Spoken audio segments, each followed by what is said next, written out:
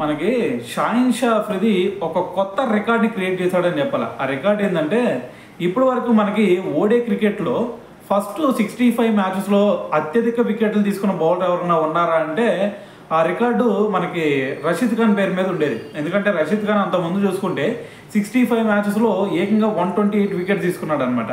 అయితే ఆ రికార్డ్ని ఇప్పటివరకు ఎవరు కూడా బ్రేక్ చేయలేకపోయారు. అయితే మరి ఒక పక్కన చూసుకుంటే పాకిస్తాన్కి అలాగే వెస్టిండీస్ మధ్య ఓడే సిరీస్ జరుగుతుంది కదా. సో మొన్న శుక్రవారం జరిగిన ఫస్ట్ ఓడేలో షాహిన్ షా అఫ్రిది వెస్టిండీస్ మీద ఏకంగా 4 వికెట్స్ తీసుకున్నాడు అనమాట.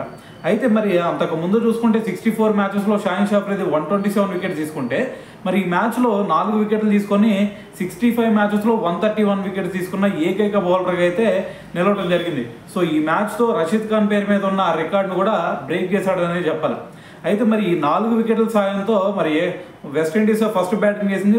వెస్టిండీస్ ఫస్ట్ బ్యాటింగ్ చేసిన తర్వాత 280 రన్స్కే వాళ్ళని కట్టడి చేయగలిగారు. సో దాని తర్వాత పాకిస్తాన్ చూసుకుంటే ఏకంగా 5 వికెట్స్ తేడాతో వాళ్ళ మీద గెలవడం జరిగిందనమాట.